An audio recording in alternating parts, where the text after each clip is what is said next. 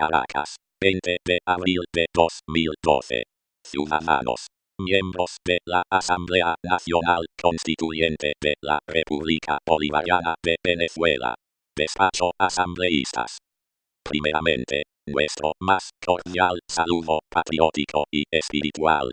Mediante el presente documento, queremos solicitar a la institución que ustedes representan y como legisladores de la República Bolivariana de Venezuela, un debate justo, serio, científico y de altura sobre la situación del consumo, tenencia y cultivo del cannabis sativa, la cual es penada en Venezuela de diferentes formas, teniendo como marco jurídico la Ley Orgánica de Drogas. ¿Por qué es ilegal consumir marihuana si múltiples estudios han confirmado que sus efectos son menos dañinos que los del consumo de tabaco para el organismo humano, y que sus consecuencias sociales son notablemente menos negativas que las del consumo de alcohol? ¿Por qué se prohíbe el cultivo de esta planta si está comprobado que puede aportar múltiples beneficios desde un plano medicinal hasta la manufactura de productos imprescindibles como el papel, la ropa, o incluso proveer de elementos necesarios para la construcción y la gastronomía? Para ello, consideramos que es necesaria hacer algunas referencias que nos permitan situarnos o ubicarnos en contexto social e histórico. La verdadera razón por la cual fuera prohibida la marihuana no tiene nada que ver con sus efectos en la mente y el cuerpo humanos. Más bien se trata de una de las mayores conspiraciones de toda la historia, en la cual el principal objetivo es la desinformación que ocasiona un tabú inédito e injustificado en la sociedad. La marihuana no es perjudicial a la mente ni al cuerpo. La marihuana tampoco es una amenaza pública. La marihuana es peligrosa para las compañías petroleras, las industrias químicas, del alcohol y el tabaco. Grandes empresas, con muchos dólares e influencia, han suprimido la verdad que yace tras la marihuana. La verdad es que si la marihuana se utilizara para obtener de ella una vasta gama de productos, detonaría una bomba atómica industrial. Los empresarios no han sido informados acerca del verdadero potencial de la marihuana. La clase dominante ha conspirado para esparcir grandes equívocos acerca de una planta muy versátil que, si apropiadamente utilizada por otros, pronto arruinaría sus multimillonarias compañías. El cannabis es una planta flexible, multifacética y con diversas cualidades. A partir de ella se pueden generar desde combustibles y aceites comestibles, hasta ropa y todo tipo de telas, pasando por cuerdas y, por supuesto, papel. Sin embargo, precisamente estas bondades de la planta eran las que más incomodaban a las corporaciones que estaban monetizando frenéticamente mercados como el del abastecimiento de papel industrial, el algodón y los hidrocarburos. Al parecer, en un principio fueron principalmente dos corporaciones las que se volcaron por completo para promover la prohibición de esta planta: DuPont y la Hearst Company. El banquero Andrew Mellon, quien se convirtió en el tesorero del gobierno del presidente Hoover, era uno de los principales inversionistas de DuPont, actualmente una de las mayores corporaciones del mundo y que en la época de 1920 a 1940 estaba consolidándose en el negocio de los petroquímicos y de los polímeros. Para ambas ramas de mercado el cannabis resultaba una seria amenaza, pues de esta planta podían derivarse tanto fibras naturales que redujeran el consumo de nylon, uno de los productos clave de DuPont en esos años, como de combustible vegetal que amenazaba su apuesta por los hidrocarburos. En este sentido, DuPont tenía claro que una de las premisas de su estrategia de mercado tenía que anular la presencia del cáñamo. Siendo secretario del Tesoro, Mellon influyó para que su sobrino Harry J. Anslinger fuese nombrado en 1930 como el primer comisionado federal Bureau of Narcotics. Y a pesar de que el cabildeo en contra del cannabis ya llevaba poco más de 2 décadas, lo cierto es que no fue hasta que Anslinger llegó al FBN cuando la verdadera guerra comenzó. Por otro lado, la otra industria que se sentía gravemente amenazada por la presencia del cáñamo era la papelera. La Hearst Company controlaba buena parte de la producción de papel e incluso era el principal proveedor del área de productos de papel de la hoy multinacional Kimberly-Clark. Hearst, un despiadado hombre de negocios, no tardó en darse cuenta, al igual que DuPont, de la necesidad de eliminar al cáñamo del mercado y junto con otros empresarios presionaron al gobierno a través del FBN para que se criminalizara por completo el cultivo de esta planta. Incluso Hearst, el legendario magnate de los medios impresos, puso a disposición su ejército de diarios para promover una campaña cultural en contra de la cannabis y como parte de esta iniciativa se adoptó por primera vez el nombre de marihuana, una palabra con fonética recordable, breve y precisa para designar a esta ahora diabólica planta. Por cierto, un término que hasta entonces era solamente utilizado en el argot popular de México. Otro actor que desempeñó un papel fundamental en este proceso fue la ya entonces consolidada industria del tabaco.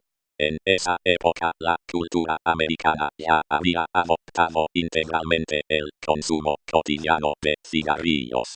Sin embargo, las grandes tabacaleras habían comprobado que el consumo de tabaco entre la población que fumaba cannabis era menor que en aquellos que solo consumían su producto. Por otro lado, los fumadores de esta planta jamás se someterían a un mercado industrial, ya que era relativamente fácil cultivarla caseramente y autoabastecer su consumo personal sin recurrir a una marca industrial. Por el contrario, la siembra de tabaco era mucho más compleja y requería de una extensión de tierra suficiente para cultivarse y no solo de un par de macetas. Tomando en cuenta esto, y ante el poco futuro comercial que se percibía en el rubro del cannabis, las grandes tabacaleras no dudaron en apoyar la cruzada en contra de la marihuana. Finalmente, no podemos dejar de mencionar a la siempre oscura industria farmacéutica, conocida como el Big Pharma, y que, consciente de las propiedades medicinales que la marihuana ofrecía a la población, también la percibió como una amenaza contra sus intereses comerciales.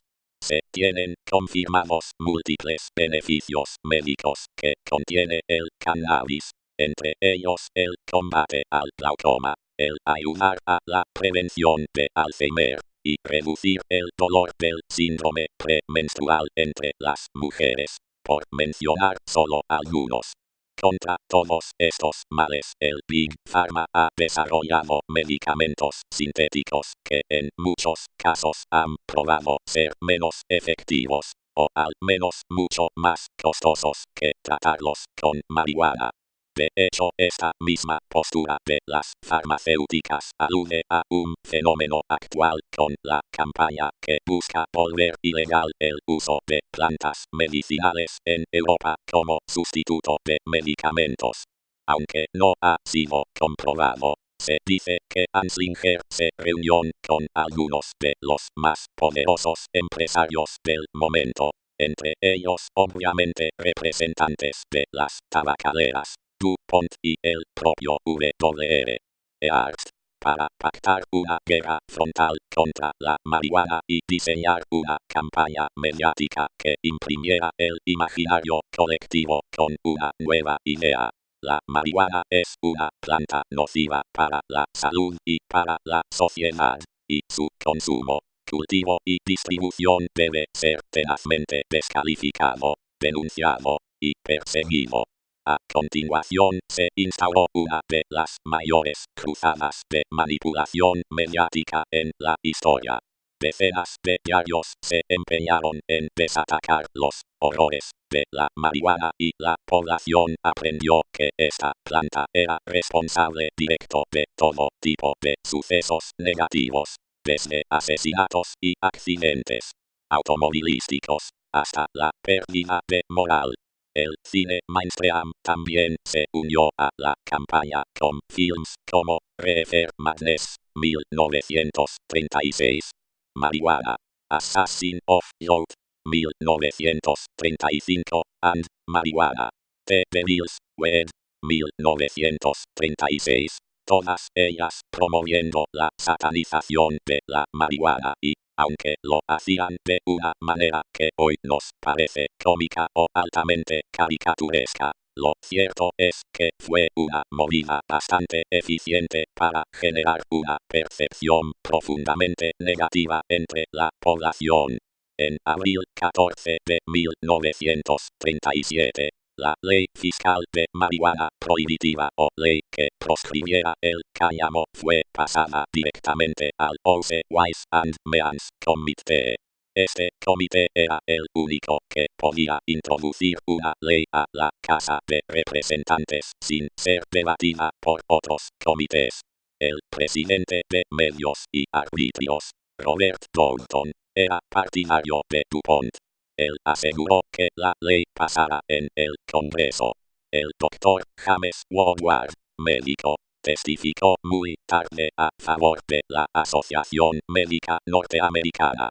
Él dijo al comité que la razón que el AMA, Asociación Americana de Medicina, tuvo de no denunciar ley fiscal de marihuana prohibitiva fue que apenas había descubierto que la marihuana, que suponían ser otra planta, era el mismísimo cáñamo.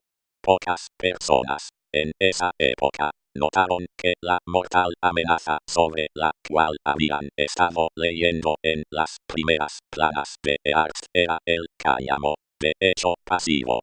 El AMA comprendió que el cannabis era una planta medicinal encontrada en incontables productos curativos vendidos durante los últimos 100 años.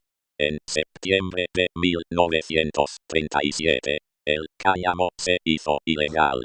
El cultivo más útil conocido pasó a ser convertido en una droga heroica y nuestro planeta ha estado sufriendo desde aquel entonces. Posteriormente, debido a la revolucionaria contracultura y la fuerte presión social, el gobierno de Estados Unidos saca a la luz pública un irresponsable estudio médico para perjudicar la reputación del cannabis promovido por el presidente Richard Nixon, el doctor Robert Eade, quien a fines de los 70 ató a 4 monos eresus y les dio el equivalente a 63 porros de marihuana colombiana en 5 minutos a través de máscaras de gas, sin pérdida alguna de humo y de aire fresco. Luego, el doctor Eade analizó el tejido nervioso de estos monos y concluyó que las neuronas habían muerto por el consumo de cannabis. Claro que el científico omitió que la ausencia de oxígeno por más de 5 minutos produce daño cerebral a cualquier mamífero y el tejido dañado era producto de la hipoxia producida. En 1982 el Instituto de Medicina y la Academia Nacional de Ciencias de Estados Unidos quisieron confirmar lo planteado por el doctor Eade, patrocinando estudios que fueron publicados en el libro Marihuana y Salud. Allí se invalidó el experimento de Eade, criticándolo por los insuficientes muestreos realizados. Solo 4 monos, las altas dosis empleadas y la falsa identificación de la estructura normal del cerebro del mono dañado. En resumen, se trató de un estudio imparcial y con un objetivo a priori.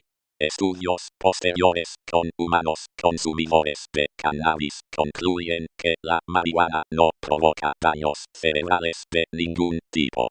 Dos trabajos publicados en 1977 en la revista médica americana mostraban que no existían daños cerebrales en personas que habían consumido cannabis en grandes cantidades y durante muchos años. Ese mismo año la Asociación Médica Americana se declaró a favor de la descriminalización de la marihuana. Una venenosa campaña de continuos ataques relámpago por parte de medios amarillistas tuvo lugar entre los años 20 y los tardíos años 30. Los periódicos de Hearst presentaron historias que acentuaban los presuntos horrores de marihuana. La amenaza de la marihuana produjo grandes titulares. Los lectores aprendieron que fue la causante desde accidentes de tránsito hasta la más desenfrenada inmoralidad. Hay sobradas referencias al uso del cannabis como planta medicinal. Las primeras reseñas históricas documentadas datan del 2737 AC. Numerosos científicos, médicos como Dioscórides y hasta el mismo Galeno utilizaron el cannabis desde el principio de la medicina. Existe un gran desconocimiento del uso de esta planta que consigue demonizarla sin ninguna razón de peso. Según el Informe Mundial sobre Drogas 2011 de las Naciones Unidas, la marihuana sigue siendo la sustancia ilícita más producida y consumida en todo el mundo. En 2011, entre el 4.8% y el 6% de la población mundial de 15 a 64 años de edad, es decir, entre 290 y 305 millones de personas, habían consumido cannabis al menos una vez durante el año anterior.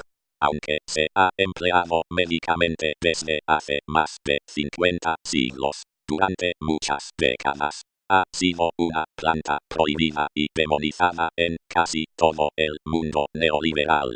Sin embargo, eso no ha influido en muchos científicos que han visto en esta hierba una alternativa en ciertas enfermedades.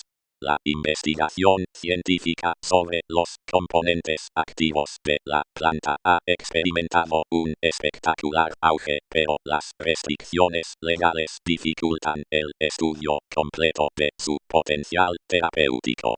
Actualmente se están desarrollando nuevas vías de administración como la rectal, sublingual o transdérmica para evitar los efectos perjudiciales del humo del cannabis fumado.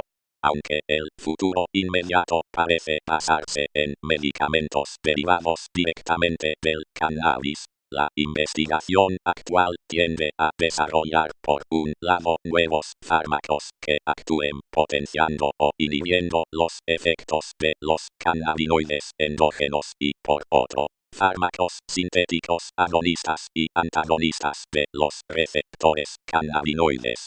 Los distintos ensayos realizados demuestran que los compuestos del cannabis pueden inhibir las náuseas y vómitos asociados a la quimioterapia, aumentar el apetito, atenuar la pérdida de peso, aliviar el dolor, disminuir la ansiedad y permitir una mejor conciliación del sueño. También puede reducir el dolor neurótico y la espasticidad en pacientes de esclerosis múltiple, y la pérdida de apetito y peso que tienen lugar en enfermos de SIDA. Y estos son solo algunos de sus usos médicos. La acción terapéutica del cannabis sativa es llevada a cabo por los cannabinoides. Reciben este nombre porque son compuestos que solo se encuentran en esta planta. Tienen 21 átomos de carbono, son aceites, por lo tanto liposolubles, y fueron aislados por primera vez en laboratorio en 1970. Existen más de 60 variedades distintas de cannabinoides, destacando por su cantidad relativa y efectos, tanto terapéuticos como psicoactivos. El delta-9 tetrahidrocannabinol, THC, el cannabidiol, su precursor, y el cannabinol, producto de su metabolización. Aunque de todos los cannabinoides el THC es el más importante en cuanto a concentración y propiedades, el efecto total producido al ingerir la planta en bruto es el resultado de la modulación de todos ellos entre sí, no conociéndose bien en la actualidad cómo se lleva a cabo esta modulación ni cuál es el papel que juegan cada uno de ellos en el resultado final de la acción terapéutica. Al igual que ocurre con los receptores cerebrales opiáceos, en los que existe un endógeno similar, se han identificado cannabinoides endógenos que normalmente se unen a los receptores CB de manera fisiológica, actuando como neurotransmisor y regulador en múltiples funciones fisiológicas. Cabe destacar, entre ellos, la anandamida o amida de la beatitud, en sánscrito, y el 2-araquinodilglicerol. Medicinalmente es utilizada para el tratamiento de muchas enfermedades y síntomas de ellas. Asterisco antiemético frente a los vómitos ocasionados por la quimioterapia. Asterisco como estimulante del apetito en los casos de SIDA. Estas dos indicaciones son las autorizadas por las autoridades sanitarias norteamericanas para la comercialización del THC sintético, Marinol Registered. Los cannabinoides actúan sobre los centros cerebrales del vómito y del apetito. Se conoce al cannabis como supresor de las náuseas y como estimulante del apetito desde su introducción en la medicina moderna en el siglo XIX. El empleo de la marihuana como tratamiento paliativo en el cáncer empezó a documentarse a principios de los 70, cuando gran número de pacientes oncológicos comprobaron que fumar cannabis les aliviaba los vómitos y espasmos abdominales que padecían como consecuencia de la quimioterapia, al tiempo que les mejoraba el apetito.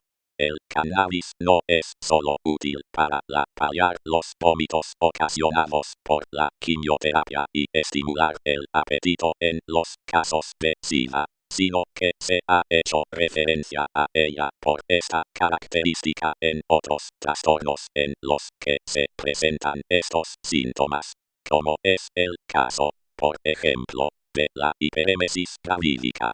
Además de esta, está comprobado científicamente que ayuda con el glaucoma, asma, trastornos neurológicos, trastornos mentales, síndrome de abstinencia a alcohol y opiáceos, propiedades antitumorales, en donde hay que destacar que actualmente se llevan a cabo estudios sobre animales de experimentación acerca de estas cualidades en diversos tipos de tejidos tumorales, de pulmón, mama, piel, entre otros, destacando por su proximidad a nosotros los que realiza el profesor M. Guzmán en el Hospital de La Laguna con enfermos con neuroblastoma cerebral. El THC inhibía el crecimiento de las células cancerosas, disminuyendo su poder de crecimiento y de diseminación de metástasis. Una amplia variedad de productos alimenticios puede ser generada del cáñamo. Las semillas contienen una de las fuentes de proteínas más ricas de la naturaleza. También tienen dos ácidos grasos esenciales que limpian su cuerpo de colesterol. Estos ácidos no son encontrados en otras partes de la naturaleza. Comer semillas de la marihuana que consuma es lo mejor que puede hacer por su cuerpo. El cáñamo debe ser utilizado en el futuro. Necesitamos una buena fuente de energía limpia para salvar nuestro planeta del desastre. Industrialicemos el cáñamo. Las propiedades milagrosas como medicina y uso industrial de la cannabis sativa o marihuana no las tiene ninguna de las verdaderas drogas ilícitas y lícitas como heroína, cocaína procesada y derivados, LSD, fármacos, cigarros o tabaco donde sus cajas dicen que causan muerte y daños irreparables como cáncer, pero el Estado lo permite, y alcohol etílico donde se advierte de su peligrosidad durante la ingesta del mismo, e incluso el Estado en sus operativos vacaciones admite que la principal causa de muerte en los días de asueto vacacional está ligada al consumo de esta bebida. Son bien sabidas las indeseables consecuencias del alcohol etílico al consumirlo cuando no se debe y en cantidades desmedidas o con excesiva frecuencia, como es el caso de los alcohólicos. El alcohol induce a actos violentos, como lo informan los partes de fin de semana en donde mueren personas por acciones impulsivas generadas por el uso incorrecto de esta sustancia.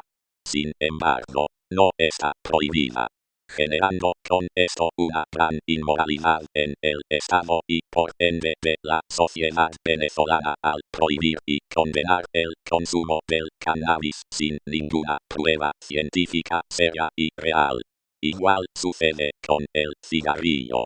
Sirve a muchos jóvenes como un pasaje a un estatus de vida adulta, ya que la mayoría de los 1.100 millones de fumadores que hay en el mundo comenzaron a consumir antes de los 19 años.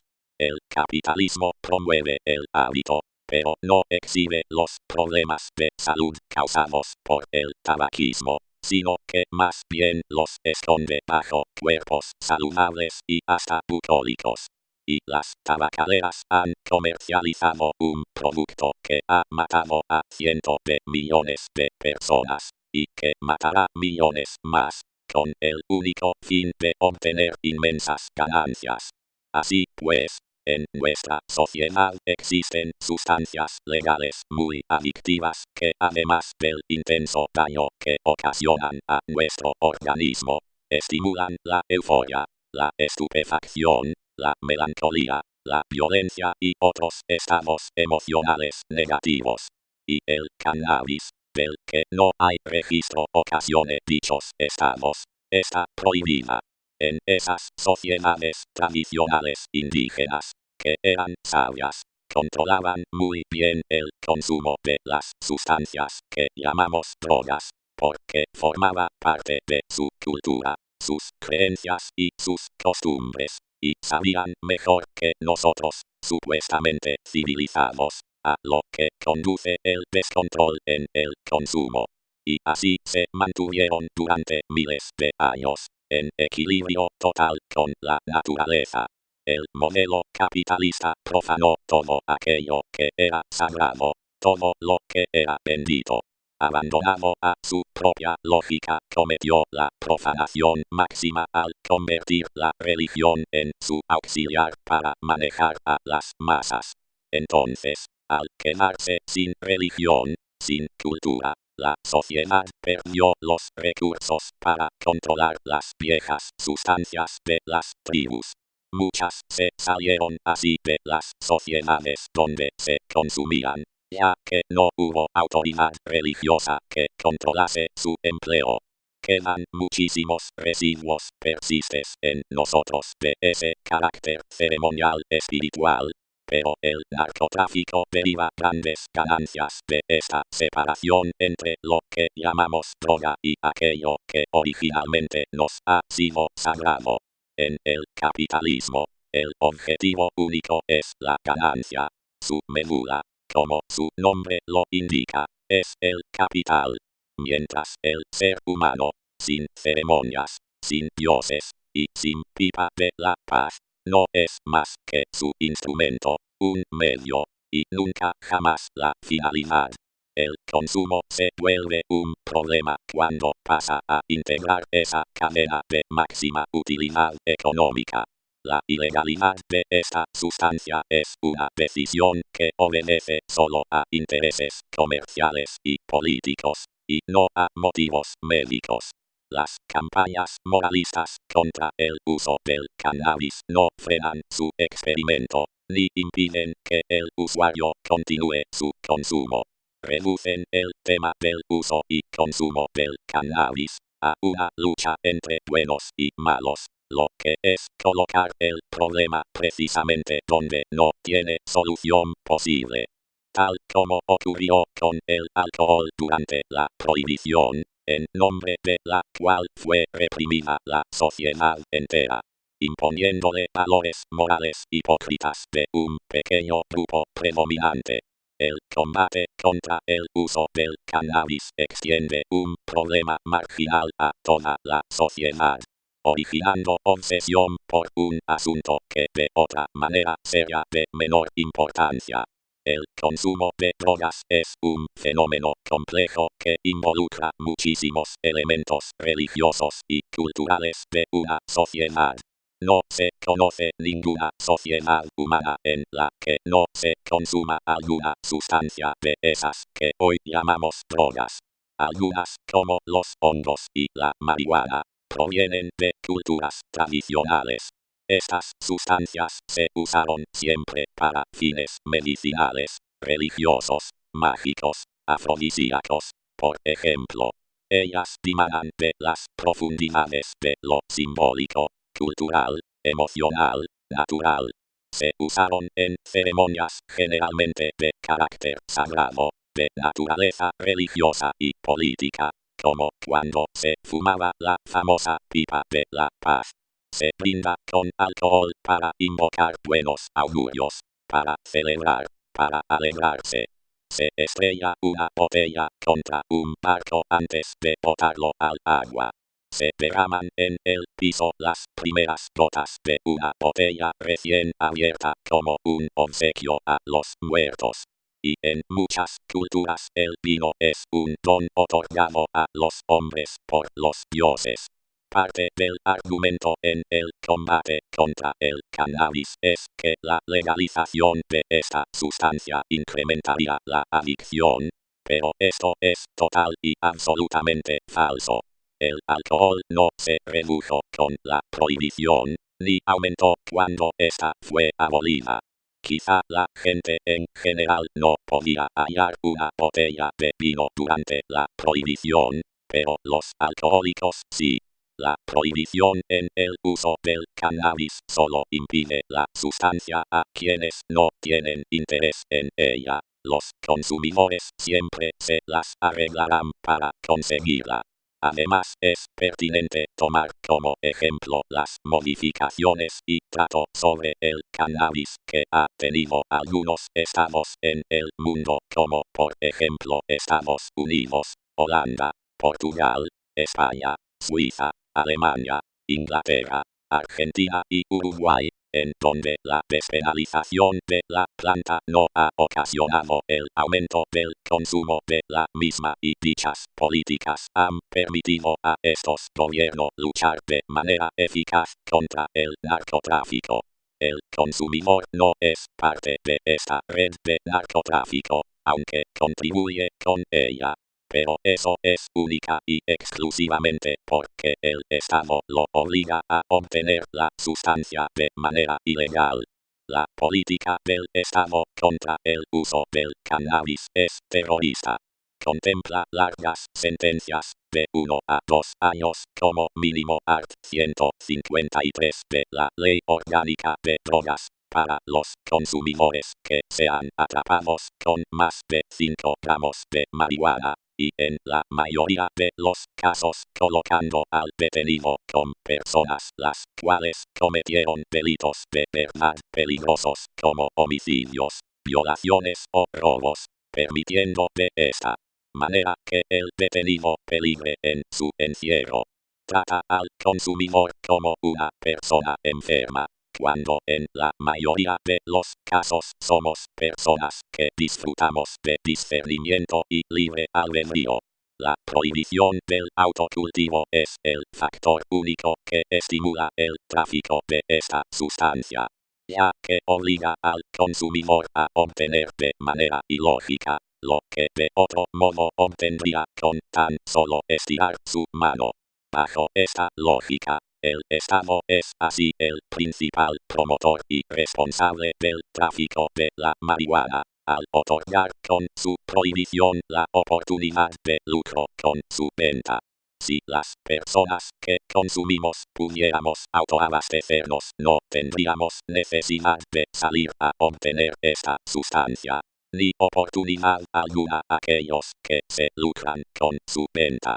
Que el Estado despenalice el autocultivo es la única manera de acabar con el tráfico ilegal de esta sustancia. Ignorar esta realidad es convertirse en parte del problema. Nuestra intención con esto es el de darle un verdadero golpe al narcotráfico, solicitándoles la libertad y el buen uso de nuestro libre albedrío, que es el mejor regalo de la creación. Liberar la pena y condena por el autocultivo de la marihuana o cannabis sativa. Por tal motivo, solicitamos la reforma de la nueva Ley de drogas, derogada el 18 de septiembre de 2010, bajo la Gaceta Oficial número 39.546, específicamente los artículos 137, 141, 144, 145, 147, 148, 151, 153, 161, 162, 163 y 164, que permite perseguir y sancionar a consumidores cuando el consumo no es delito.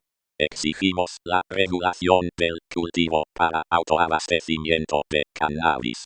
Exigimos la regularización de la distribución del cannabis, de su producción, secado, curado y venta al usuario final, con todas las garantías de las que es responsable el Estado.